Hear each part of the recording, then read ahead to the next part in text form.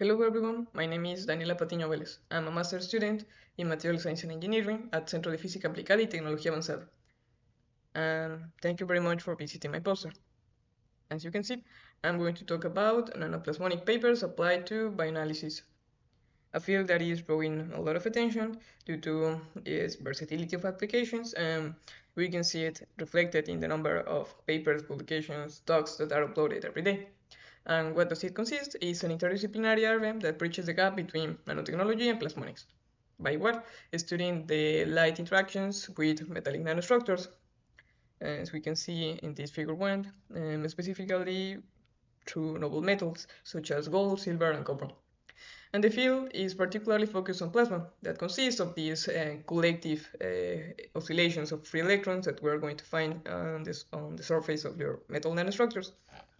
The interaction has significant implications for SERS, because we are going to have these unique optical properties due to a phenomenon called localized surface plasma resonances that requires your metal structures should be nanoscale in order to have a uniform electric field, and you're going to confine your structure, and it's going to experiment this enhancement of the electromagnetic field. And one of these applications is SERS, where paper-based substrates are drawing attention. And these substrates allow for seamless integration of the sample and are gaining popularity due to their ease of manufacture and the way they integrate this sample on the substrate. And one of the benefits of using paper-based substrates are that you're going to use a process that is cost-effective, and you make portable and environmentally friendly SERS platforms. And these substrates are going to find applications in both abiotic and biological detection, making them suitable for clinical diagnosis or opening new possibilities in biomedical diagnostics, using developed biofluids such as sweat, tears, saliva, even urine. So they have proven to be valuable in clinical diagnostics, and the main objective of this poster is to delve into the latest development in this domain and understand a little bit why their popularity and how they work. Information regarding its manufacture will be provided. Well, in the introduction, we are going to address a little bit more this localized surface plasma resonance phenomena that, well, as we can see, it not only matters that you're going to use noble metals. You have to assure confirm that you have structures in the nanoscales, and it also matters the distance between them, that is going to be called hotspot, where you're going to have the joint or the union between two electromagnetic fields or even more that are going to be higher than that if you have these electromagnetic fields by themselves. So, well, this amplification is crucial for SERS. The problem is SERS substrate, or the conventional SERS substrate, have limited applications due to their cost and the complexity of the manufacture, because some of them, like the ones that use lithography beams or lithography techniques, are going to need a cleaning room and special equipment that are pretty expensive. So in order to democratize it, a paper-based SERS substrate approach is a promising alternative due to the benefit that we have already mentioned, and above all, biocompatibility. Then, regarding its manufacture sections, we have two possibilities: a pre-synthesized nanomaterial one and the in situ synthesis. The first one, as its name implies, you're going to first synthesize your nanostructures by the method of your preference, and then you're going to add to the paper substrate platform. For example, we have in this figure 4 options, the popular ones. We have an inkjet printing, where the inkjet source is going to contain your nanoparticles. Then we have drop castings, spray coating, and deep coating, that, as you can see, all are the same, but it's going to only change the tool work that you use to add them to the paper platform.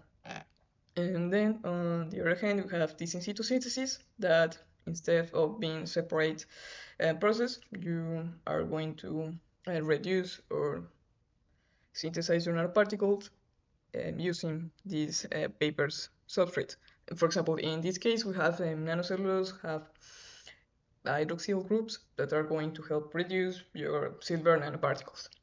And finally, you have these other expensive techniques that we are going to avoid, like laser-induced photothermal, immersion deposition, or magnetron sputtering. Then we have this scheme that shows that not only the material of the nanostructure is important, that it also matters the shape of it.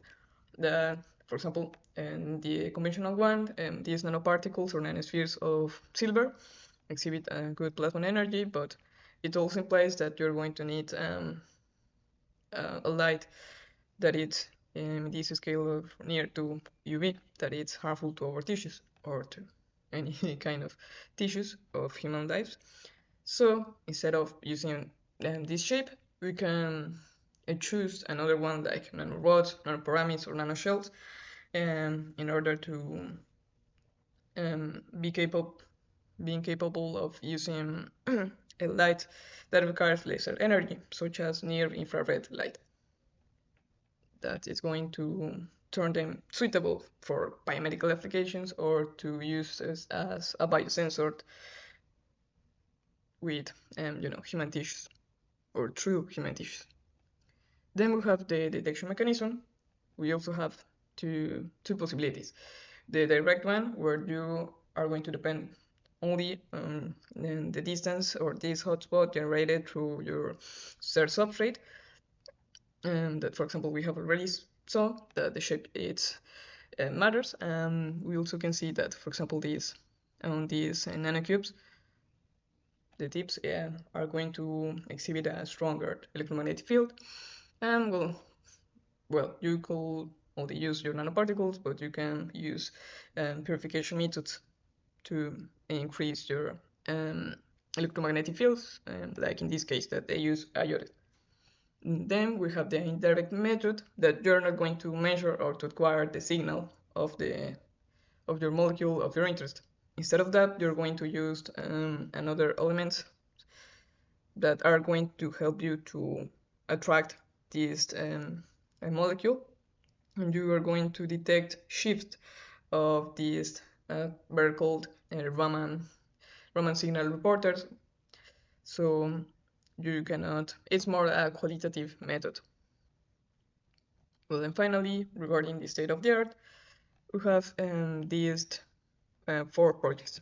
The first one is wearable microfluidic circuit that is decorated with nanorods made of gold for an in situ analysis in human sweat and its layer. So we can see that probably it's not the best example of easy manufacture, but at least it's able of doing continuous monitoring of the sweats or the molecules inside it. Then we also have this vertical plug and play device that you are going to, like, for example, put or provide with a sample, and through it alcohol and nanomeshed, you're going to detect drugs. Then we also have this project or this prototype where they have silver nanoflakes that are going to be able to detect creatinine and cortisol, that are important parameters for detecting stress. And finally, we have this one that is part of our work group, where a 3D plasmonic web, it's built with nanopaper and self-assembled layers of graphene oxide and gold nanorods that it's proven being capable of conducting analysis on biofluids such as human sweat.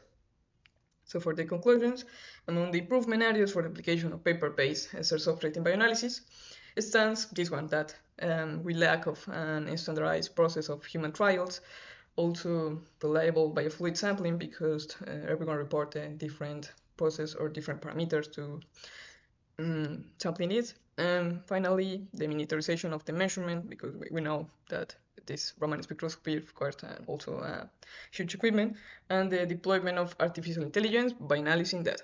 And we have for reference, and this also occurred hood that contains it complete. And thank you very much.